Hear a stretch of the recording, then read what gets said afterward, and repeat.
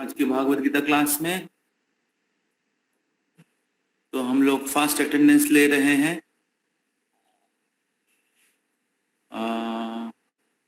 Attendance इधर नारायण प्रभु हैं, शन्मय प्रभु, कृतिका माता जी, अंतरा माता जी, अनुराग, विजय जाना।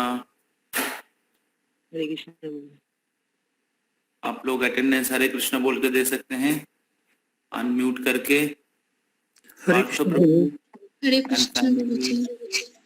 हरे कृष्ण प्रभु। हरे कृष्ण प्रभु। हरे कृष्ण माता जी, हरे कृष्ण प्रभु जी।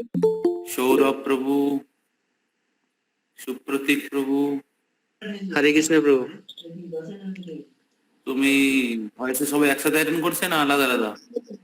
না প্রভু, প্রকাশ প্রভু আমি আছি, দুজন একসঙ্গে আছি আমাদের রুমে। আর জয় প্রভু তো নিজে জয়েন করেছে।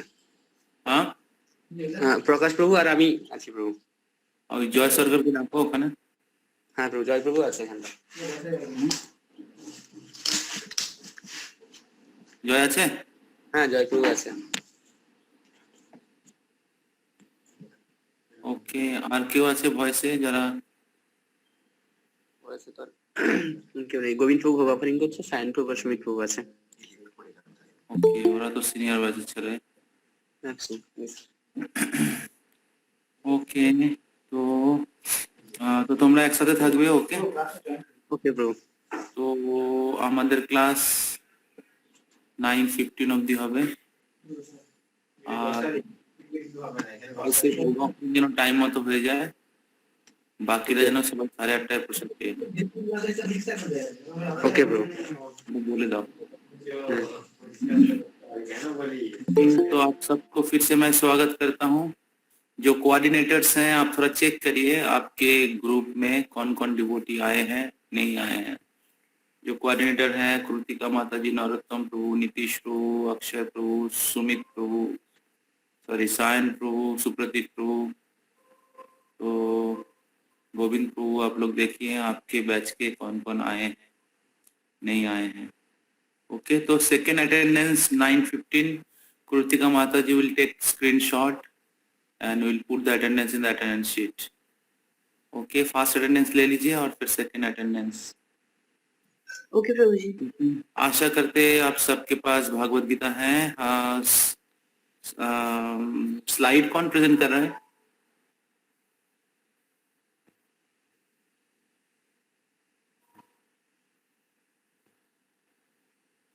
कृतिका माता जी, आप स्लाइड प्रेजेंट कर पाएंगे? प्रभु जी मेरे पास नहीं है slide presentation, I don't have.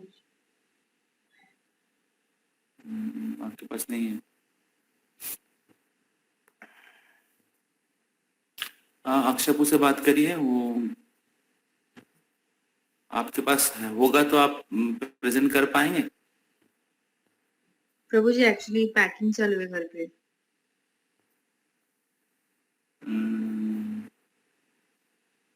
Rahul तो पता नहीं आज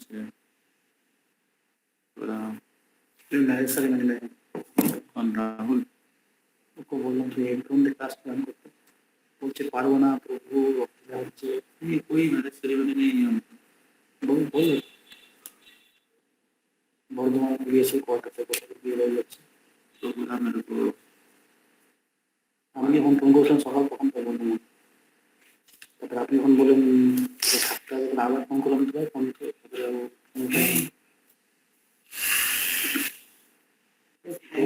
ওকে দিলে কি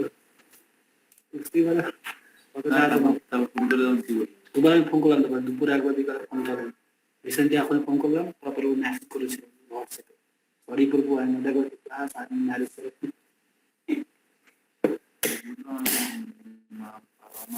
मार्केटिंग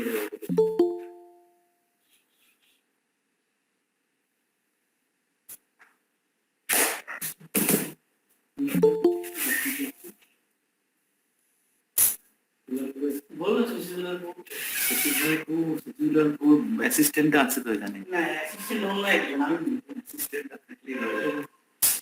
অ্যাসিস্ট্যান্ট जय राधा माधवा कुंज बिहारी जय राधा माधव कुंज बिहारी जय राधा माधव कुंज बिहारी जय राधा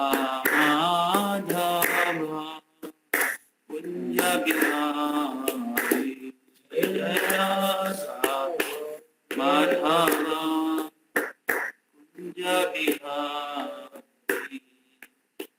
गोपी जन वल्लभ गिरिवरधारी गोपी जन वल्लभ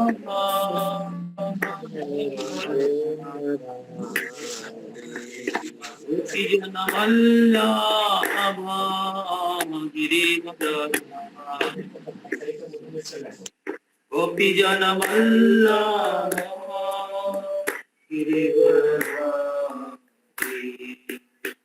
यशोदानंदन व्रज जनरंजन यशोदा नंदन व्रज जनरंजन यशोदानंदन व्रज जनरंजन यशोदानंदन व्रज जनरंजन यमुना वनचारी यमुना वनचारी यमुना वनचारी यमुना वनचारी जय राधा माधव कुंज बिहारी जय राधा माधव कुंज बिहारी हरे कृष्णा कृष्ण कृष्ण हरे हरे हरे राम राम राम हरे हरे हरे कृष्णा कृष्ण कृष्ण हरे हरे हरे राम राम राम हरे कृष्ण कृष्ण कृष्ण हरे हरे हरे राम राम हरे हरे हरे कृष्ण कृष्ण हरे हरे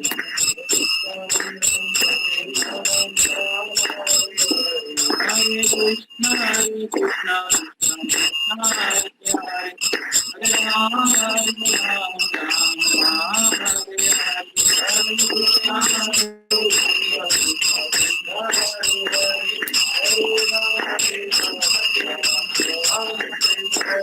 हरे कृष्ण कृष्ण कृष्ण हरे हरे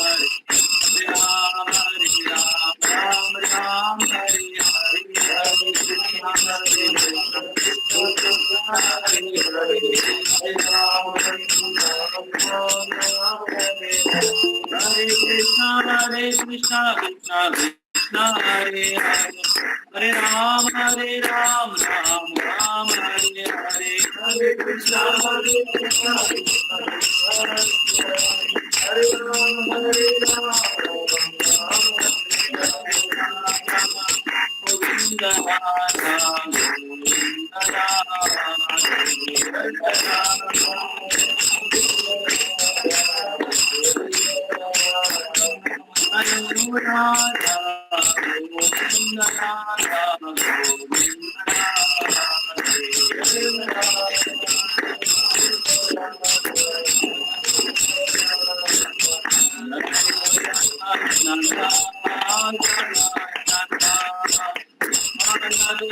गोविंद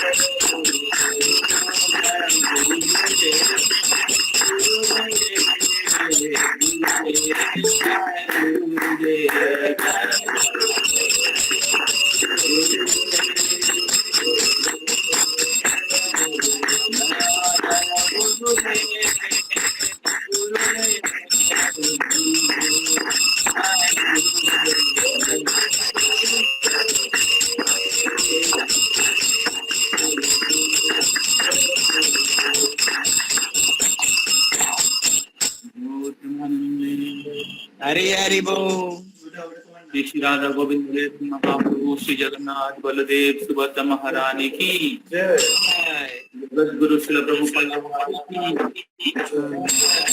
राजा साधु की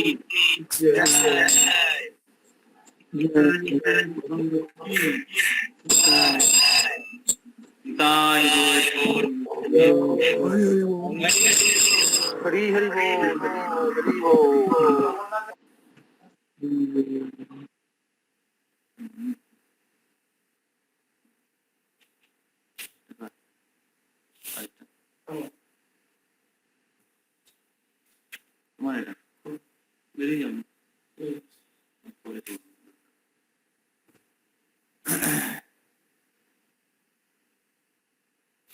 तो हम लोग भागवत गीता के पहले अध्याय में हैं और पहले अध्याय में हम लोग चौथा सेक्शन में हैं।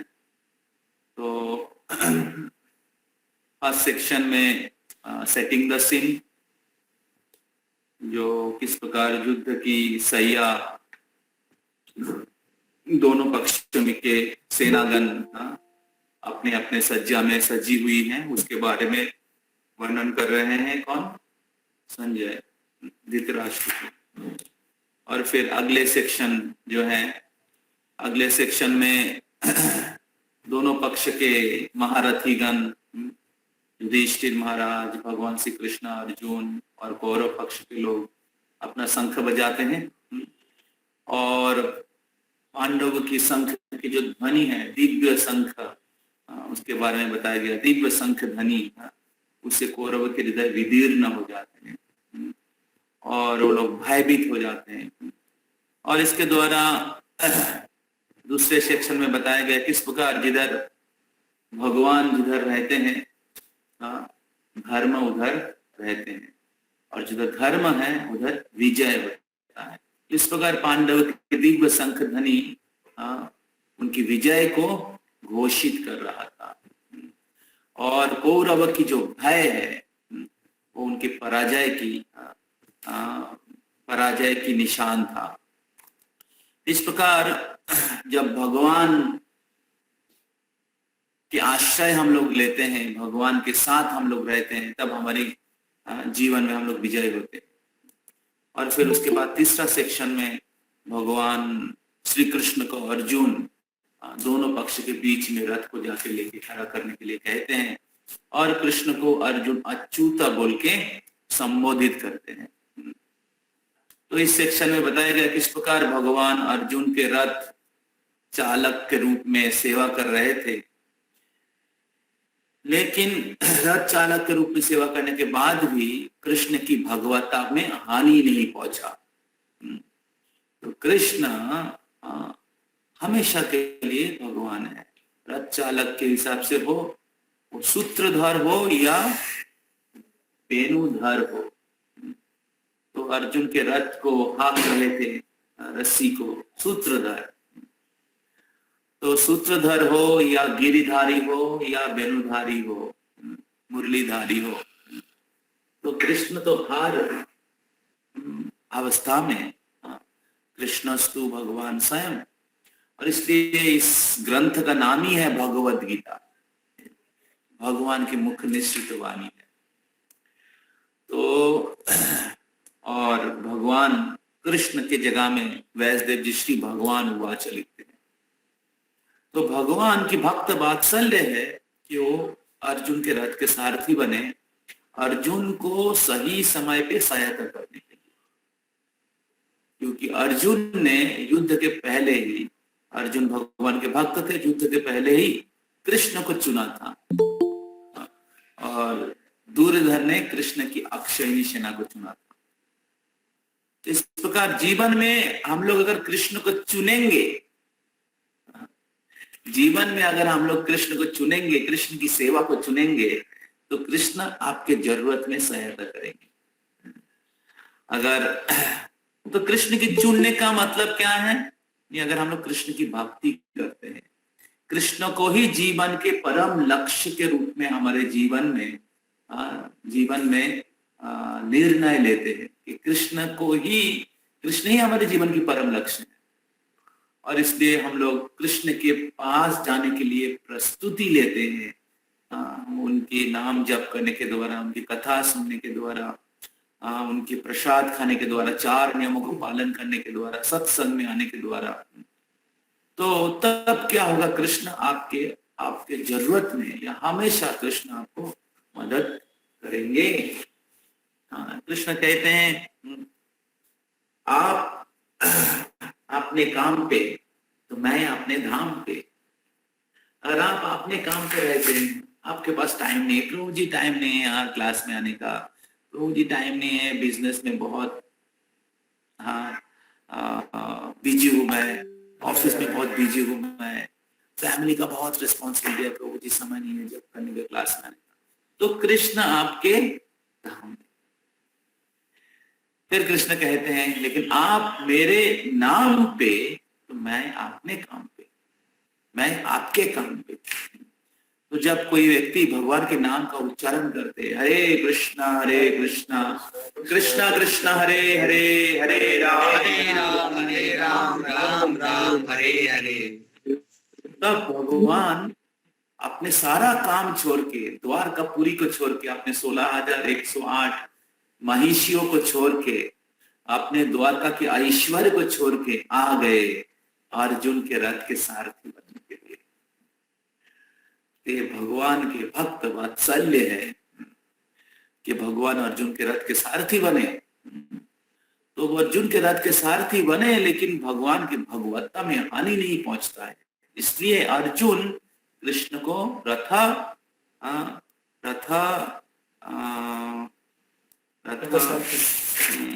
श्लोक में अच्युत कहते हैं। तो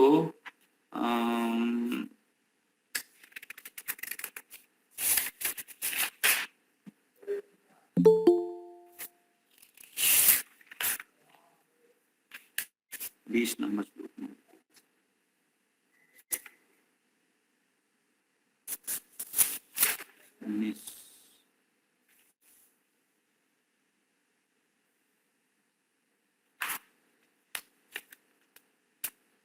सेनायोरुभयोर मध्ये रथ स्थापय में अच्युता, 21 नंबर श्लोक में।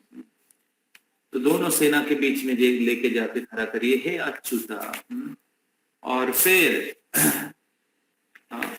इस प्रकार तीसरा सेक्शन चलता है 21 से लेके 27 नंबर श्लोक तक, 21 से लेके 26 नंबर श्लोक तक, और फिर चौथा सेक्शन शुरू होता है 27 से 47, 20 श्लोक है चौथा सेक्शन में।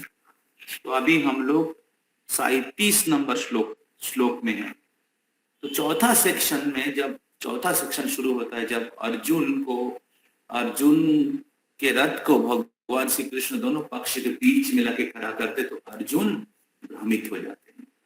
भगवान के जोग माया शक्ति के द्वारा अर्जुन भ्रमित हो जाते हैं और बोलेंगे सर मैं काम नहीं करने वाला हूं। बोलते हैं कृष्ण मैं युद्ध नहीं करने वाला हूं। और इस सेक्शन में युद्ध नहीं करने के पीछे 4 कारण बताया गया है और एक कारण 5वीं कारण जो है दूसरे अध्याय में आते हैं। तो हमारे कृतिका माता जी आपको स्लाइड मिला?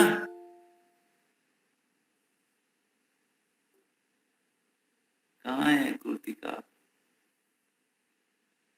Got the slide?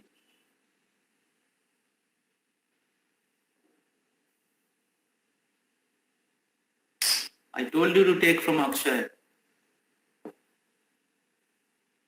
I have given the slide to him.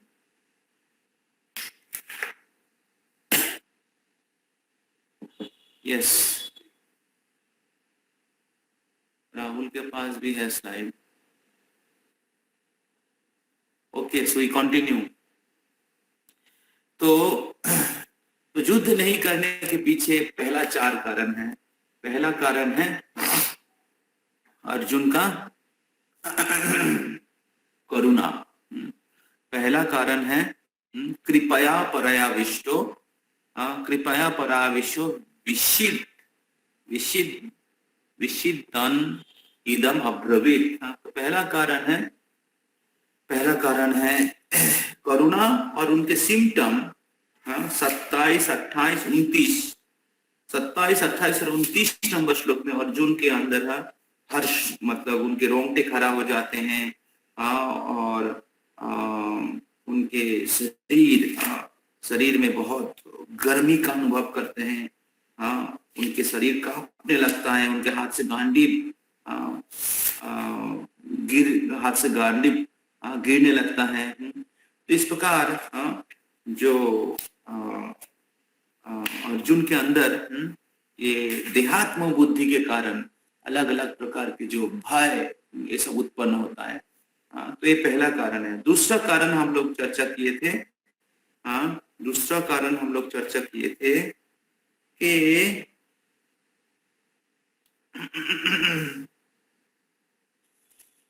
Arjun बोल रहे हैं कि कोई सुख नहीं मिलेगा, कि मैं युद्ध करूंगा और युद्ध में सारे आत्मीय सजन, संबंधी, गुरु, भ्राता, चाचा, सखा और सब लोग मारे जाएंगे। तो हे कृष्णा, युद्ध करके क्या फायदा है?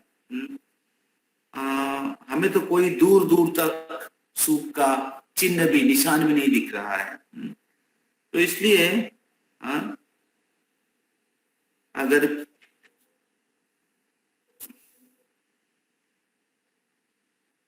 अगर तीनों लोग भी आप दे देंगे फिर भी हम युद्ध नहीं करने वाले हैं। तो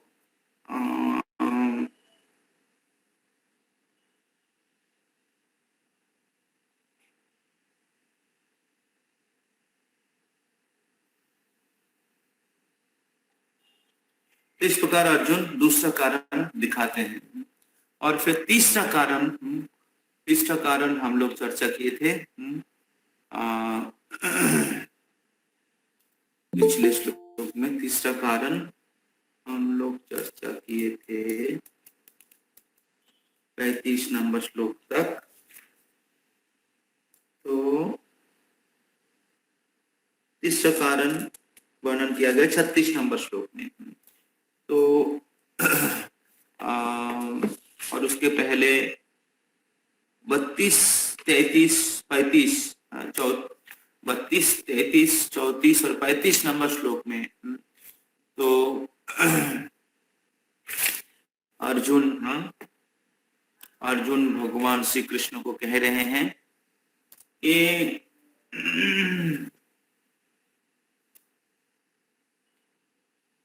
सेम चीज कह रहे हैं कि धृतराष्ट्र के पुत्र को मार के हमें क्या फायदा होगा? अगर पूरे पृथ्वी भी लाभ हो जाता है तो आपका नाम है गोविंद। तो इस श्लोक में अर्जुन कृष्ण को गोविंद के नाम में संबोधित किया है। मधुसूदन के नाम में संबोधित किया है, जनार्दन के रूप में संबोधित किया है। तो आप तो सबको सुख देने वाले हैं, आप तो अज्ञान को हरण करने वाले हैं, तो आप इनको हत्या करने के लिए क्यों बोल रहे हैं? इनको हत्या करने से मेरा कोई सुख नहीं मिलेगा, इस प्रकार अर्जुन बोल रहे हैं। तो दूसरा कारण है सुख नहीं मिलेगा। तीसरा कारण है पापम विभाश्रयदस्मात् हत्यैतानतताइनाम तस्मात् नरा वयम हन्तुर्धार्तराष्ट्रम सबान्धवान् सजना ही कथम सत्या सुखिना सममाधवा। तो तीसरा कारण अर्जुन बताते हैं कि इन लोगों का हत्या करने से, सज्जन लोगों का हत्या करने से, गुरुजनों का हत्या करने से पाप होगा। और इसके तात्पर्य में हम लोग श्रवण किए थे। इस प्रकार भगवान श्रील प्रभुपाद जी कहते कि 6 प्रकार आतताइयों को हत्या करने से पाप नहीं होता है। तो आप लोग स्क्रीन में स्पिन कर सकते हैं, कुरुतिका माता जी स्लाइड प्रेजेंट किए हैं। तो 6 प्रकार आतताई है जिसके बारे में हम लोग श्रवण किए थे। जो दूसरे को विष पिलाते हैं, जो दूसरे के घर में आग लगाते हैं, जो दूसरे को बहुत मारणास्त्रक अस्त्र से आक्रमण करते हैं, और फिर जो दूसरे के संपत्ति लूट लेते हैं, दूसरे के धन लूट लेते हैं, जो दूसरे के जमीन हड़प कर लेते हैं, और फिर छठा जो दूसरे के पत्नियों को अपहरण कर लेते हैं, हरण करते हैं। तो ये कौरव लोग इस 6 प्रकार के आतताइयों में आ जाते हैं। तो द्रौपदी के वस्त्र हरण हुआ, पांडवों के राज्य लूट लिए, भीम जी को विष पिलाया गया, लाक्षागृह में आग लगाया गया। इस प्रकार कौरव लोग सारे इस 6 प्रकार के आतताई में थे। और रही बात गुरु का, तो गुरु जब गुरु के रूप में एक्ट नहीं करते हैं, तो विशेष करके द्रोणाचार्य और भीष्म पितामह, उनके सामने ये सारे अधर्म, अन्याय, द्रौपदी का वस्त्र हरण सब कुछ हुआ, लेकिन उन्होंने रोका नहीं। तो प्रभुपाद जी लिखते थे जब गुरु अपने कर्तव्य पालन करने में चूक जाते हैं, जब आचरण नहीं करते हैं, तब उनके गुरु पद के वाच्य नहीं रह जाते हैं। ऐसे हम लोग उदाहरण स्वरूप देखते हैं शुक्राचार्य, वो इनका नाम क्या है, बलि महाराज को कह रहे थे कि भगवान विष्णु को दान नहीं देने के लिए, वो बोल रहे थे कि ये विष्णु है और आप इनको दान देंगे तो ये आपका सब कुछ हरण कर लेगा। इस प्रकार शास्त्र के खिलाफ बोल रहे थे कि गुरु का कर्तव्य कि कृष्ण की भक्ति में, कृष्ण की सेवा में मदद करे, लेकिन शुक्राचार्य इधर गुरु के जैसा रोल प्ले नहीं कर रहे थे, आचरण नहीं कर रहे थे। तो इसके बाहर में बहुत सारे लोग अलग अलग जगह में गलत गुरु, जो गुरु नहीं है असल में गोरु है, प्रभुपाद बोलते गुरु नहीं है गोरु है। तो जो शिष्य को डिसिप्लिन नहीं कराते हैं, शिष्य को शास्त्र के नियमों को पालन करने के लिए नहीं बोलते हैं, और केवल अनुयायी बढ़ाने के लिए, शिष्य प्राप्त करने के लिए दीक्षा देते हैं, या पैसा कमाने के लिए सोसाइटी बनाते हैं, तो ऐसे गुरु के आश्रय नहीं लेना चाहिए। तो इसलिए जो भीष्म पितामह, द्रोणाचार्य, कृपाचार्य गुरु के जैसे आचरण नहीं कर रहे थे, ये सभी भगवान के इच्छा से ही हो रहा था। तो विशेष करके भीष्म पितामह तो महान भक्त हैं, तो लेकिन इसके तात्पर्य में बोला गया है, प्रभुपाद जी बोले हैं कि इवन महान भक्त भी अगर धर्म के पक्ष में काम नहीं करते तो उनको सजा भुगतना पड़ता है। और इसके फलस्वरूप हम लोग देखते हैं कि भीष्म पितामह को किस प्रकार सारे सहिया में कष्ट पाना पड़ा। तो भीष्म पितामह का रोल हालांकि एक्सेप्शनल है, लेकिन सिद्धांत ये है कि अगर महान भक्त भी भगवान के नियमों को पालन नहीं करेंगे और धर्म के अनुसार काम नहीं करेंगे तो उनको कष्ट भुगतना पड़ेगा। तो इस प्रकार तीसरा कारण है जो पापों में बाश्रय अस्मात्, अर्जुन बोल रहे थे पाप होगा। तो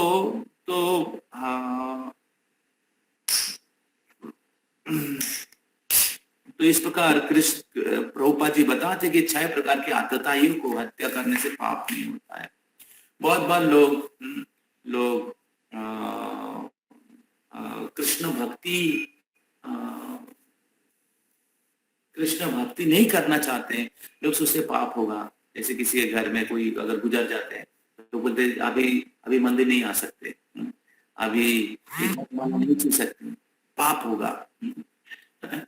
तो ऐसे बहुत अलग अलग चीज बोलते हैं।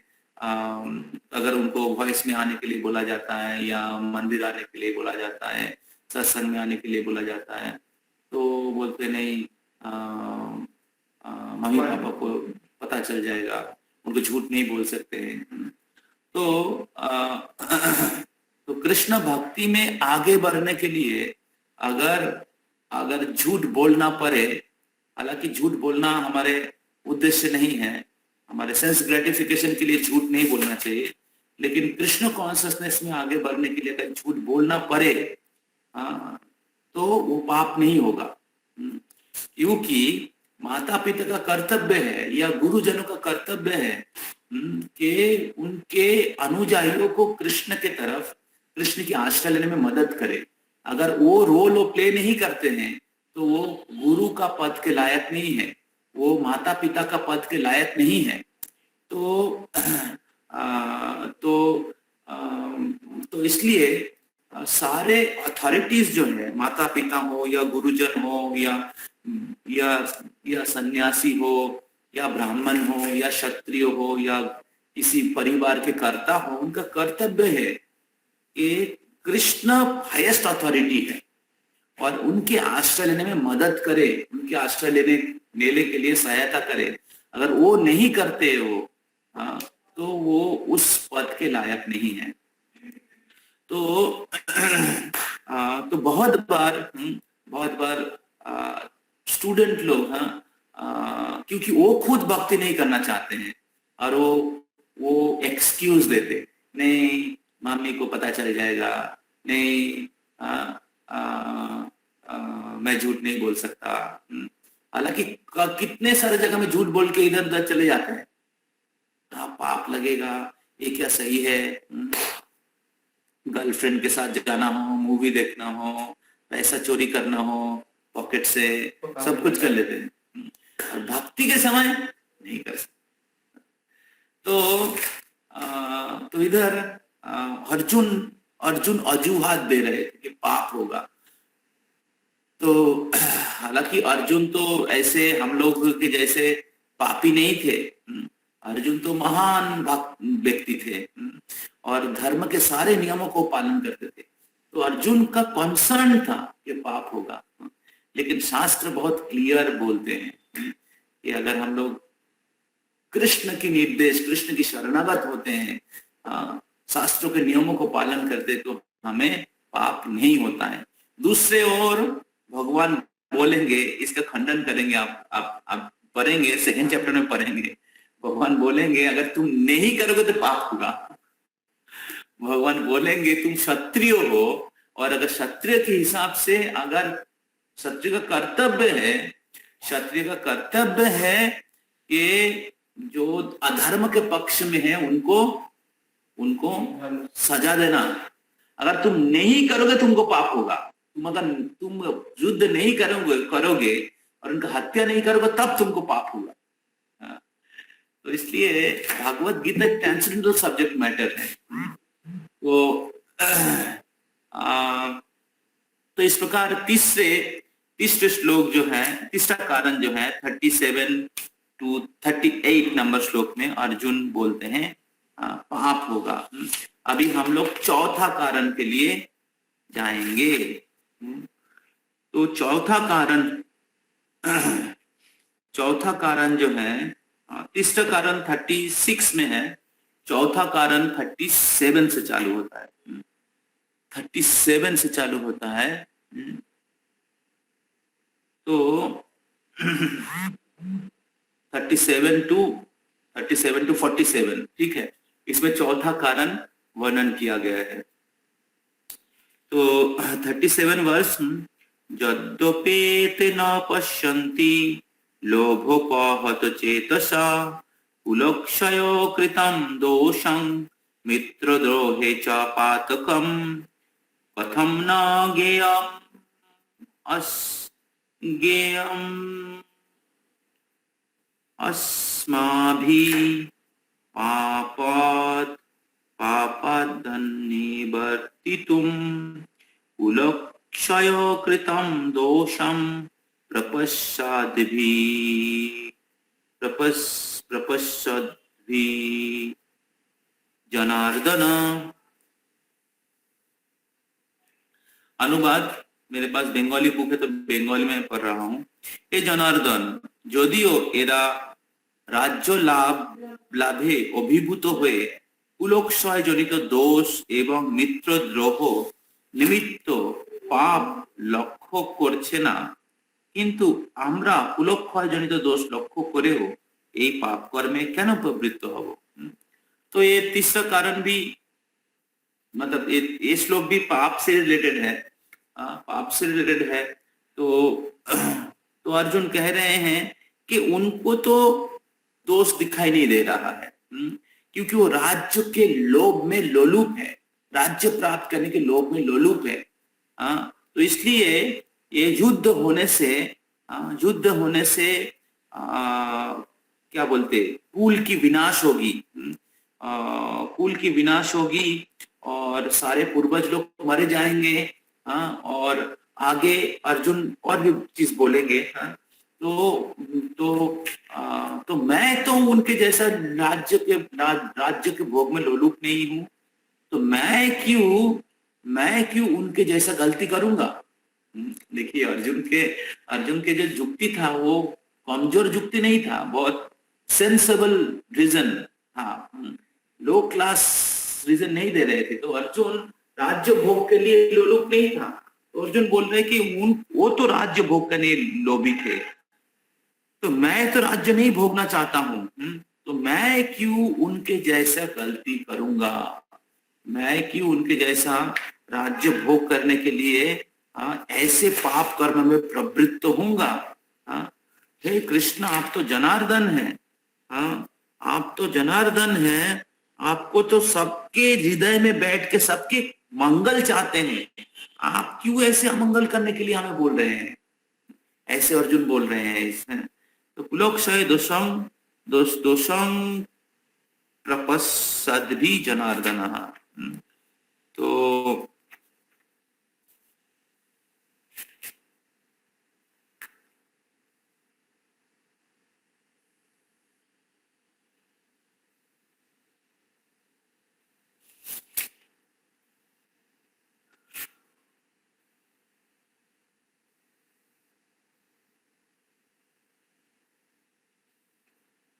इस प्रकार कृष्ण अर्जुन को बोल रहे हैं। अभी हम लोग टेक्स्ट 39, तो 39 में चौथा कारण अर्जुन बोल रहे हैं। तो आप सब लोग मेरे पीछे पीछे दोहराइए श्लोक 39। कुलक्षये प्रणश्यन्ति कुलोधर्मा सनातनः धर्मे नश्ये कुलं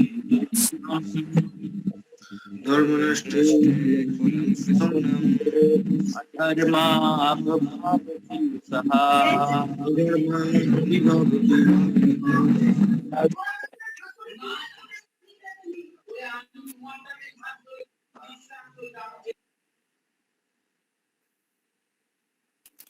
तो इसका अनुवाद इस प्रकार है, কুলক্ষয় হলে সনাতন কুলধর্ম বিনষ্ট হয় এবং তা হলে সমগ্র বংশ অধর্মে অভিভূত হয়। तो इसका अर्थ है, अगर कुलक्षय होता है अर्थात किसी कुल के किसी जाति के अगर सीनियर्स लोग, हाँ, मतलब प्रवीण लोग, जो गार्जियन लोग, हाँ, अगर वो मर जाते हैं, वो मर जाते हैं, तो तब क्या होगा? हाँ, उस परिवार के आगे वाले पीढ़ियों को संस्कार या धर्म के बारे में सिखाने के लिए कोई नहीं रहेगा। उनके आगे वाले जो जनरेशन है उनको गाइड करने के लिए कोई नहीं रहेगा। और उसके कारण क्या होगा? जो आगे वाले पीढ़ी जो होगा वो कुल धर्म जो है, जाति धर्म, कुल धर्म जो है, ये सनातन जो जाति कुल धर्म है, वो क्या होगा? उसका पालन नहीं करेगा। तो इस प्रकार धर्म नष्ट कुलम कृष्ण अधर्म अभिभावती तो, और इसके कारण क्या होगा? अधर्म के उदय होगा, अधर्म के अभ्युत्थान होगा। तो ये सारे जो अगले जनरेशन है वो अधर्मग्रस्त होंगे। तो उसके बाद टेक्स्ट 40 में कह रहे हैं, अधर्मा अभिभावत कृष्णा प्रदुषन्ति कुल स्त्रिया स्त्रीषु दुष्टाशु भाषणेया जायते वर्ण संकरा। तो ये दोनों श्लोक मिला के, ये 39 एंड 40, ये दोनों श्लोक मिला के इधर चौथा कारण बताया गया है।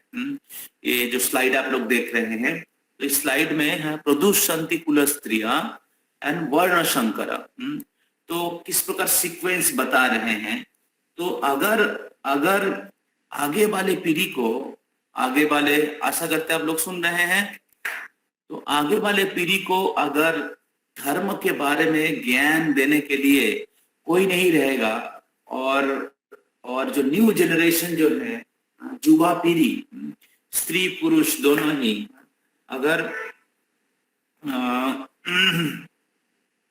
अगर वो धर्म के नियम, संस्कृति, शिक्षा अगर देने के लिए कोई नहीं रहेगा, तो तब क्या होगा? अधर्म के अभ्युत्थान होगा। और अधर्म के अभ्युत्थान के कारण क्या होगा? कुल स्त्रिया प्रदुषन्ति कुल स्त्रिया, तो कुल स्त्रिया व्यभिचारी हो जाएगी। तो स्त्रिया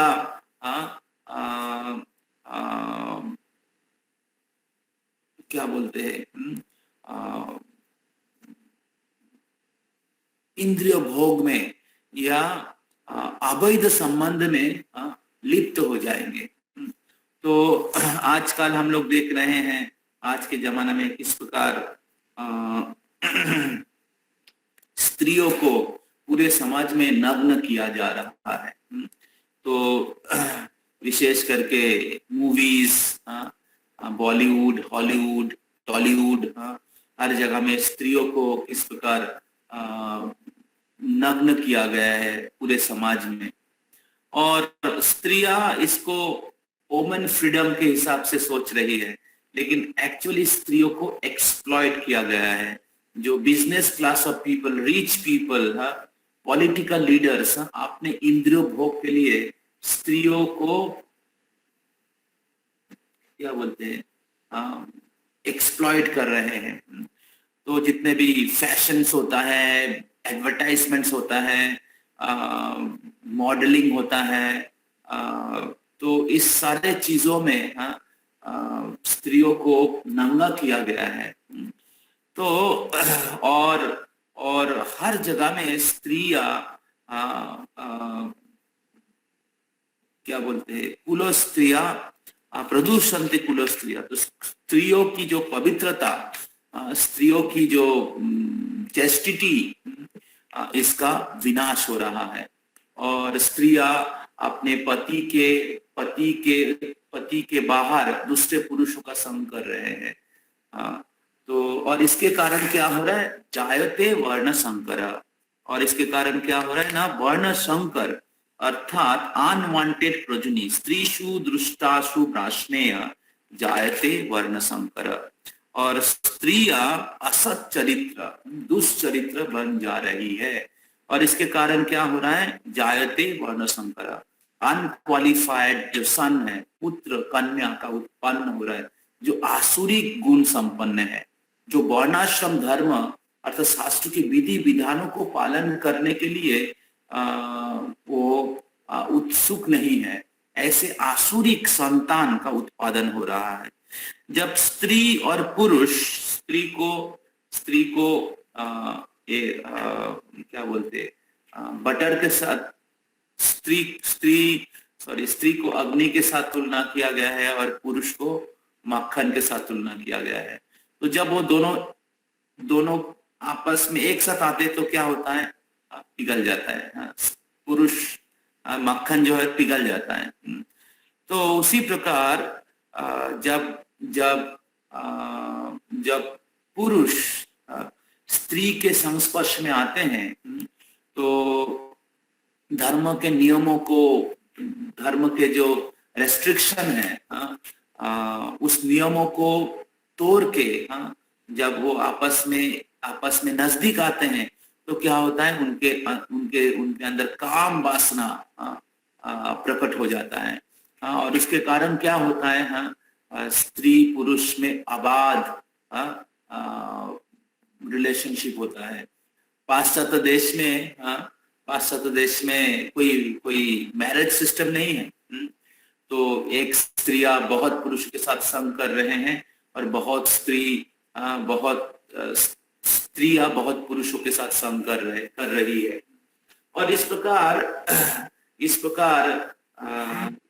ये जो कुल धर्म है, ये सनातन धर्म जो है, अलग अलग वर्ण और आश्रम के जो रूल्स रेगुलेशन है, ब्रह्मचर्य आश्रम के रूल्स, गृहस्थ आश्रम के जो रूल्स हैं, तो ये रूल्स रेगुलेशन पालन, इस शिक्षा, इसका क्या बोलते हैं, इसका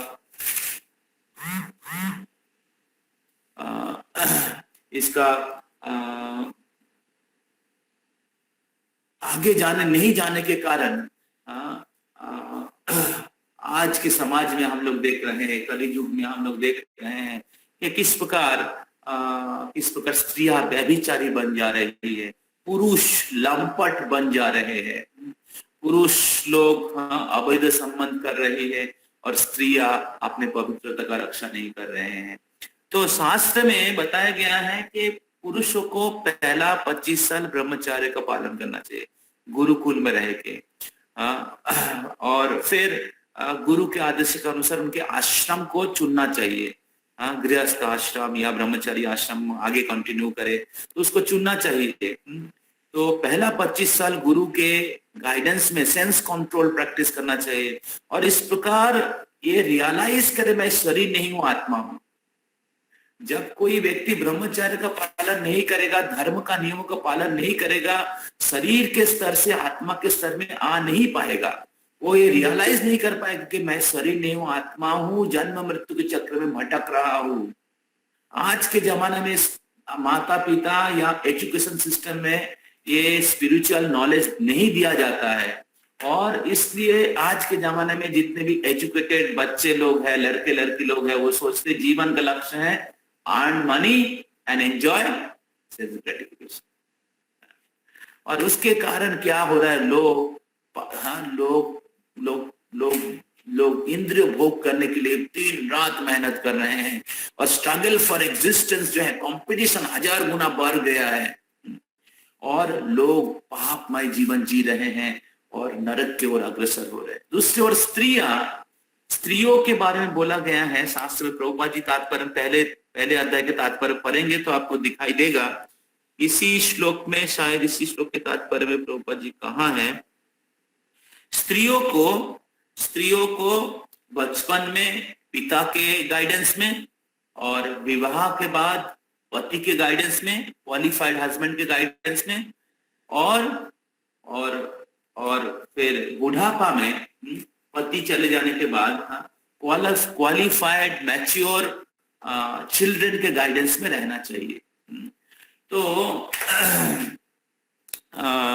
इस प्रकार स्त्रियों की protection and respect, protection and respect वैदिक वर्णाश्रम धर्म में बहुत अच्छे तरीके से दिया गया था। तो स्त्रियां अपने पिता के शेल्टर में अपनी पवित्रता और भगवान के भक्ति करती थी। तो आज के जमाने में स्त्रियों की पवित्रता की शिक्षा नहीं दिया जाता है और स्त्री पुरुष का इक्वल राइट्स का फंडा हर जगह में क्या बोलते हैं सिखा या बताया जा रहा है और इस प्रकार स्त्रियों को नंगा किया जा रहा है। तो प्रभुपाद जी इधर लिखते हैं कि जब स्त्री पुरुष वर्णाश्रम धर्म के नियमों को पालन नहीं करके अबाध मिलामेशा करते हैं, लिव टुगेदर। आज के जमाने में स्त्री पुरुष एक साथ ऑफिस में काम करती है, बच्चे को देखभाल करने के लिए कोई नहीं रहता। वही चीज इधर अर्जुन कह रहा है। तो अर्जुन के जो रीजन है ये कोई फालतू रीजन नहीं था। तो ये सभी धर्म के अनुसार था। तो अभी कृष्ण उसको कैसे खंडन करेंगे वो भी एक क्वेश्चन है, बहुत इंपॉर्टेंट क्वेश्चन है कि कृष्ण उससे ऊंचा प्रिंसिपल बता रहे हैं। अर्जुन का जो कारण था वो भी एक धर्म के स्तर में था, लेकिन अगर आप हायर प्रिंसिपल ब्रेक करेंगे लोअर प्रिंसिपल नेचुरली ब्रेक होगा। तो इस प्रकार अर्जुन कह रहे हैं कि जब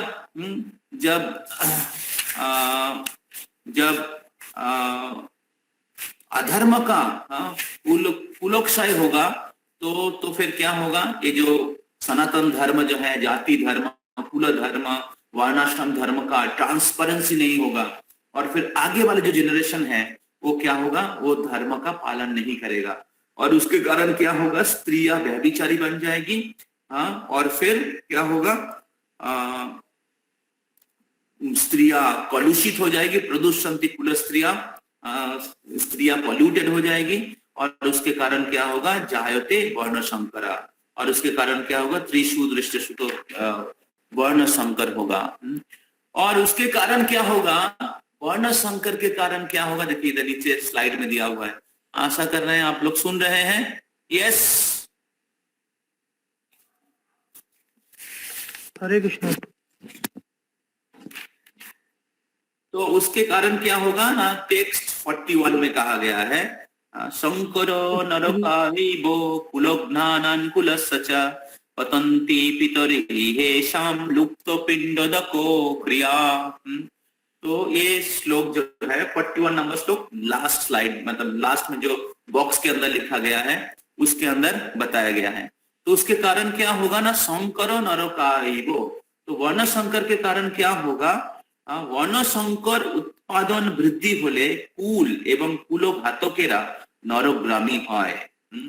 সেই কুলে পিণ্ডদান এবং তর্পণ ক্রিয়া লোপ পাওয়ার ফলে তাদের পিতৃপুরুষেরাও নরকে অধপতিত হয়।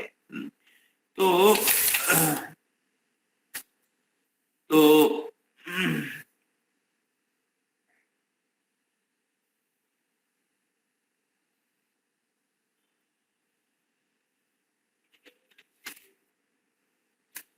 अगले वाला श्लोक 42,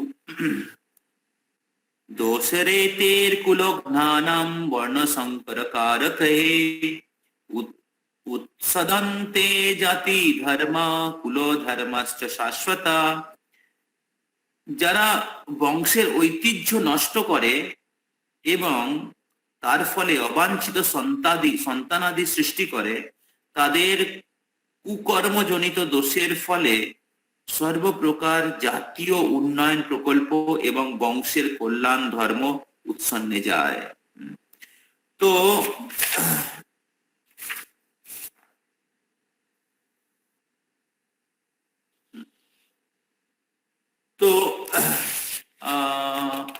अर्जुन कह रहे हैं कि अगर वर्ण संकर होता है तो वर्ण संकर अगर होता है मतलब अनवांटेड प्रोजिनी, अयोग्य संतान जो धर्म के आचरण नहीं करने वाले हैं, आसुरिक प्रवृत्ति के हैं, जो नशा करेंगे, दारू पिएंगे, अवैध सम करेंगे, ब्रह्मचर्य का पालन नहीं करेंगे, ऐसे आसुरिक गुण विशिष्ट संतान का जन्म होने से क्या होगा ना, सारे क्या बोलते हैं, शंकर नरका एवं कुलोग्धानम कुलस्च, तो ये जो कुल के विनाश होगा, कुल के विनाश होगा, और उसके कारण क्या होगा, जितने भी पूर्वज लोग हैं वो नरकगामी होंगे, और उनको पिंड दान करने के लिए, तर्पण क्रिया करने के लिए, उनको श्राद्ध करने के लिए, पिंड दान करने के लिए कोई नहीं रहेगा। और इसके कारण क्या होगा, पतंती पितरही हेशाम लुप्तो पिंड दको क्रिया, पतंती पितरही हेशाम, तो पितृगण क्या होगा, पतंती, उनका पतन होगा, forefathers fall down and deprive of पिंड offering of food and water, तो उनको पिंड दान करने के लिए कोई नहीं रहेगा, उसके कारण क्या होगा, उनको नरक गामी होना पड़ेगा। और फिर अगले श्लोक में है, प्रभुपाद इसके तात्पर्य में बता रहे हैं कि अगर कोई कृष्ण भक्ति करते हैं, कृष्ण के पास सब कुछ समर्पण करते हैं, इसके तात्पर्य में देवर्षि भूतात्मनिनाम पितृनाम, आगे स्लाइड में चलेंगे, न किंकरनायम ऋणीच राजन सर्वात्मनाज शरणम शरणम गतो मुकुंद परिहित कर्तुम। तो आगे और आगे श्लोक स्लाइड में जाइए। ओके, चैप्टर 2, ठीक है, पीछे जाइए, आप डायरेक्ट गीता में चले जाइए, ठीक है, गीता में चले जाइए, 46 नंबर 40 नंबर श्लोक, हाँ वेदावेश 41 में जाइए। तो शंकर नरका एवं कुलोग्धानम कुलस्च पतंती पितरे एषम लुप्तो पिंडो दको क्रिया। तो इसमें प्रभुपाद जी कहते हैं, इसके तात्पर्य में कहते हैं कि अगर कोई व्यक्ति, इस भौतिक जगत में सबका ऋण होता है, माता पिता, शिक्षक, देवता, सबके प्रति हम लोगों का ऋण रहता है, लेकिन अगर कोई व्यक्ति भगवान के पास संपूर्ण रूप से शरणागत हो जाता है, सर्वात्मना जो शरणम शरणम गतो मुकुंद परिहित कर्तुम, तो फिर वो सारे ऋण से मुक्त हो जाते हैं। तो जैसे इस श्लोक में कहा गया है कि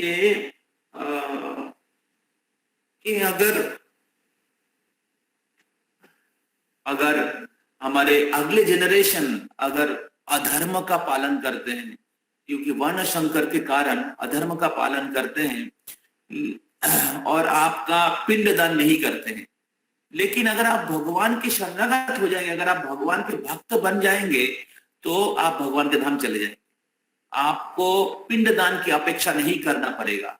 तो इसलिए अगर कोई व्यक्ति वैष्णव होते हैं, वो बिना पिंड दान से भी, श्राद्ध से भी भगवान के धाम जा सकते हैं। तो क्योंकि वो भगवान के पास शरणागत होने के कारण वो सारे ये जो भौतिक जो धर्म है, जो वर्णाश्रम धर्म के अनुसार या हमारे इस भौतिक जगत में हमारा जो कर्म के अनुसार, जो हमारा अलग अलग प्रकार के क्रिया होता है, रिचुअल्स होता है, जो इधर बताया गया है, पिंड दान करना या श्राद्ध करना, एक अलग अलग प्रकार के रिचुअल्स है।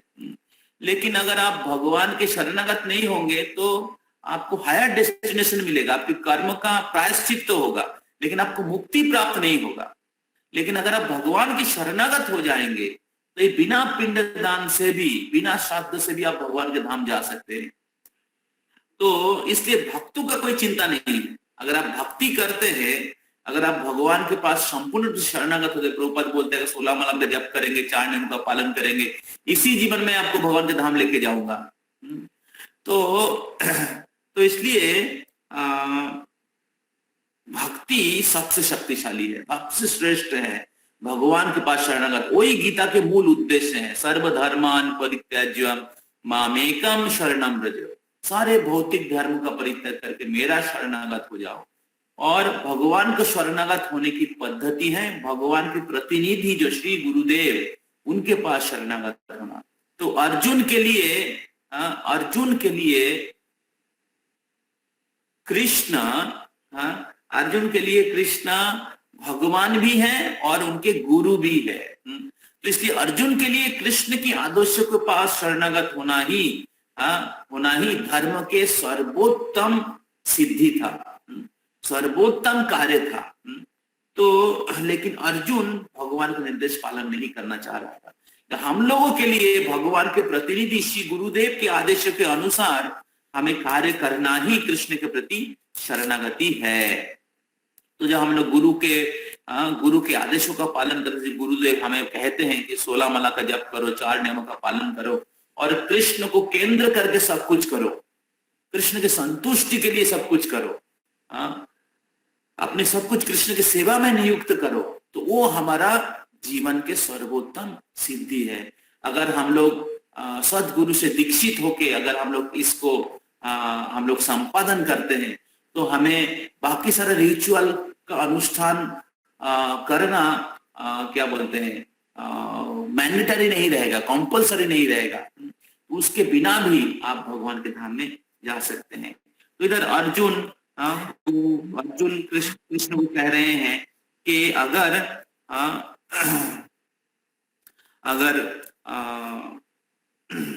ये स्थूल स्त्रियां व्यभिचारी हो जाएंगे तो वर्ण संकर उत्पन्न होगा, और वर्ण संकर उत्पन्न होने के कारण क्या होगा, संकरे नरका एवं कुलोघ्नानाम कुलस्सचो पतन्ति पितरे येषां लुप्त पिंडदको क्रिया। तो पिंड दान करने के लिए कोई नहीं रहेगा, और उसके कारण क्या होगा, दोष रहते कुलोघ्नानाम वर्ण संकर कारकई उत्सदन्ते जाति धर्म कुलो धर्म शाश्वतः 42। तो और इसके कारण क्या होगा, उत्सदन्ते कुलो धर्म जाति धर्म च शाश्वतः। ये जो जाति धर्म है, कुलो धर्म है, by the evil deeds of those who destroy the family tradition and thus gave rise to the unwanted children, all kinds of community project and the family welfare activities are devastated। और इस प्रकार पूरे समाज की अधपतन होगा, पूरे समाज की अधपतन होगा, पूरे समाज में आसुरी संतान भर जाएंगे और चारे ओर पाप कर्म होगा। यही कलियुग में हो रहा है। हर जगह में लोग नशा कर रहे हैं, प्रोस्टिट्यूशन खुल गया है, स्लॉटर हाउस खुल गई है, फिर होटल बार, चारे ओर हर जगह में मोबाइल फोन में, सबके हाथ में मोबाइल फोन है, उसमें एडवर्टाइजमेंट, बिल बोर्ड्स, पोर्नोग्राफी, ये सारे चीज का जो 4 नियमों को पूरी तरीके से ऑफिशियली ब्रेक किया जा रहा है। लोग हर प्रकार से चिंताग्रस्त हैं, लोग चीटिंग, इसलिए कलियुग का लक्षण है चीटिंग एंड हिपोक्रेसी, कलह। तो जिधर ही ये 4 चीज होता है उधर ही कलह होता है। इसे कलियुग क्वारल एंड हिपोक्रेसी। तो इसका मूल कारण यही है। तो इसलिए वर्णाश्रम धर्म का पालन बहुत ही जरूरी है, और वर्णाश्रम धर्म का उद्देश्य है भगवान की शरणागत होना। अगर भगवान की शरणागत नहीं होते हैं हम लोग, तो वर्णाश्रम धर्म हम लोग बना के नहीं रख पाएंगे। तो वही कृष्णा 2nd चैप्टर में जाके वो खंडन करेंगे।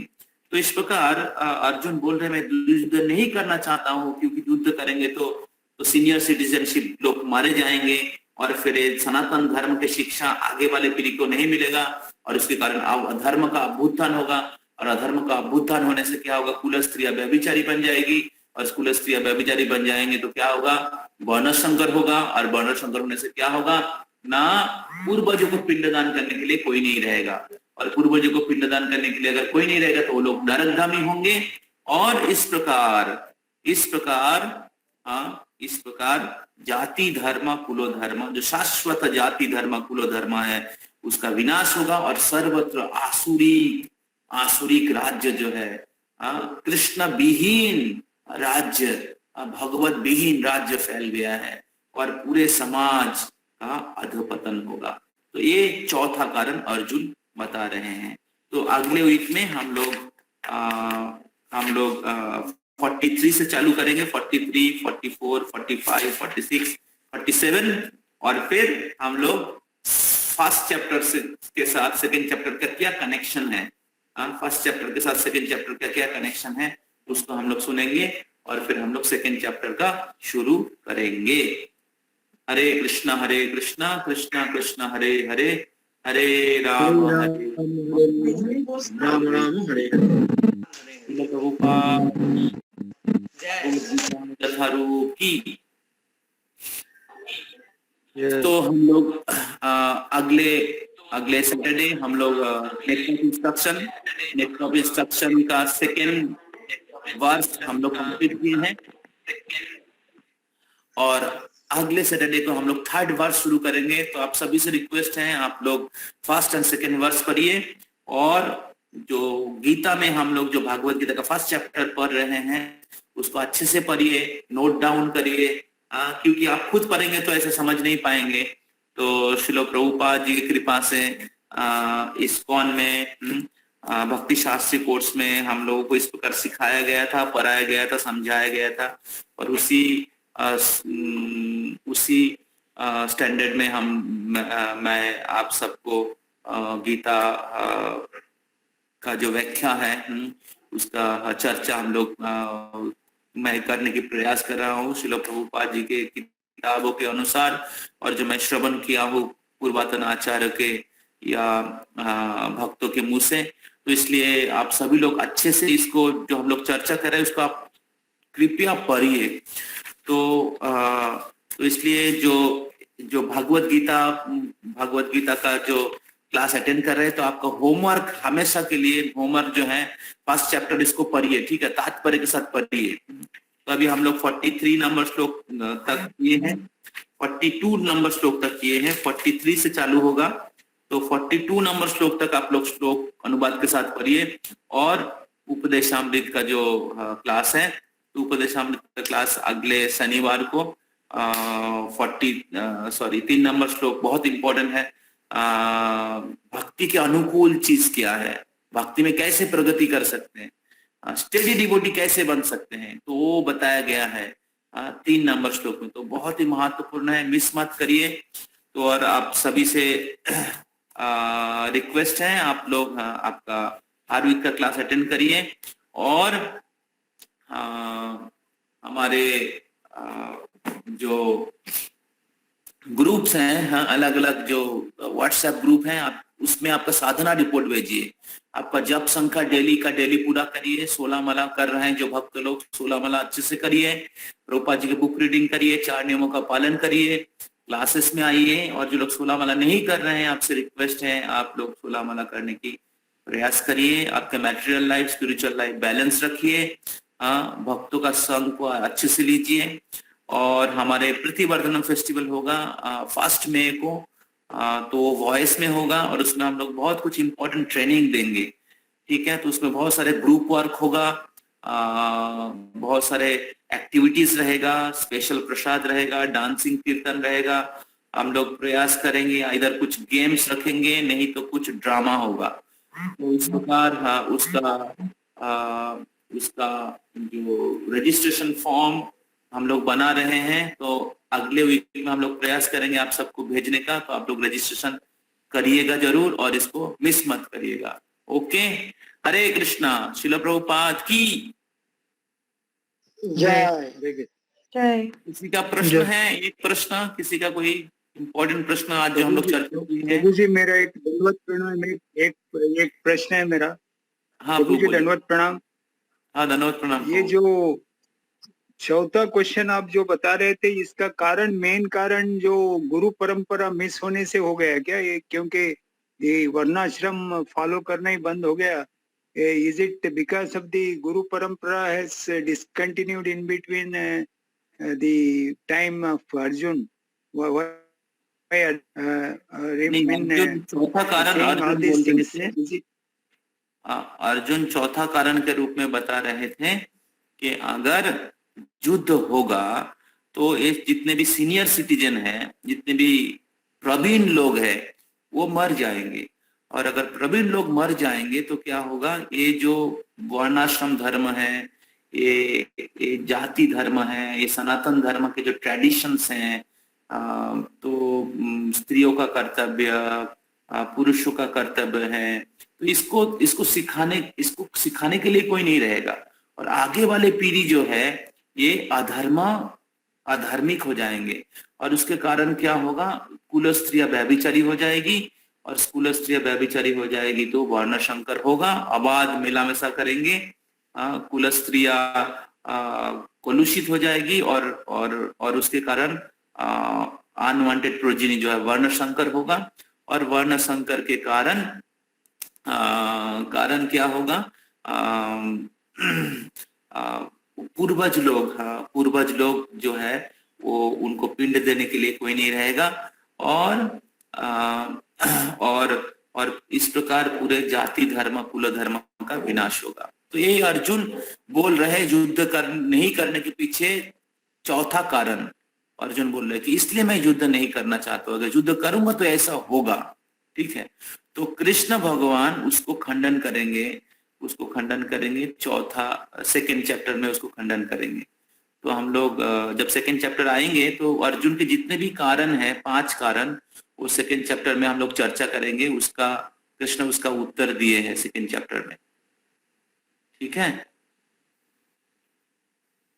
यस प्रभु जी। हाँ, तो असल कारण एक्चुअली जब कोई व्यक्ति भगवान के शरणागत होना नहीं चाहते हैं, जो धर्म का मूल उद्देश्य है, तो स्वाभाविक रूप से ही वर्णाश्रम धर्म जो है आसुरिक वर्णाश्रम में हो जाता है। एक होता है दैवी वर्णाश्रम, एक है आसुरिक वर्णाश्रम। तो आसुरिक वर्णाश्रम धर्म मतलब वो बाहरी रूप से वर्ण और आश्रम रहता है, लेकिन वर्णाश्रम के जो इंटरनल प्रिंसिपल्स है, उद्देश्य है, वो लॉस्ट हो जाता है। जैसे आज के भी गृहस्थ लोग हैं, लेकिन वो आसुरिक गृहस्थ है, ब्रह्मचार्य का तो कोई पालन करते ही नहीं है। स्टूडेंट ऑफिशियली स्टूडेंट रहते हैं, लेकिन ब्रह्मचार्य का कोई पालन नहीं करते। सन्यासियों में भी बहुत ही रेयर सन्यासी हैं, एक्सेप्ट वैष्णव सन्यासियों को छोड़ के सन्यास तो आसुरिक सन्यासी लोग हैं। समझ रहे हैं? तो क्योंकि कृष्ण सेंटरनेस जो है, धर्म का जितना अधपतन हो रहा है, अधर्म का अभ्युत्थान हो रहा है, कलिजुग आने वाला है, तो इसलिए ये सब क्या है, साइमल्टेनियसली चल रहा है। मतलब कृष्ण भी गीता के उपदेश दे रहे हैं और धर्म का अधपतन भी हो रहा है, कलिजुग भी आ रहा है। तो और वर्णाश्रम धर्म जो है टूट चुका है। समझ रहे ना? प्रभु जी। तो इसका मूल कारण है कि कृष्ण की शेल्टर कृष्ण के निर्देश के अनुसार हम लोग नहीं जी रहे हैं। और इसलिए क्या हो रहा है कि कृष्ण रहते हुए भी अर्जुन के सामने, पांडवों के सामने द्रौपदी का वस्त्र हरण हो रहा है। तो इसलिए अधर्म का विनाश करना कृष्ण की आश्रय में भी रहना पड़ेगा, वर्णाश्रम भी पालन करना पड़ेगा। तो अभी कृष्ण का आश्रय हम लोग नहीं लेंगे तो स्वाभाविक रूप में ही वर्णाश्रम धर्म में भी लोग आसुरिक वर्णाश्रम होंगे, और धीरे धीरे वर्णाश्रम सिस्टम भी टूट जाएगा।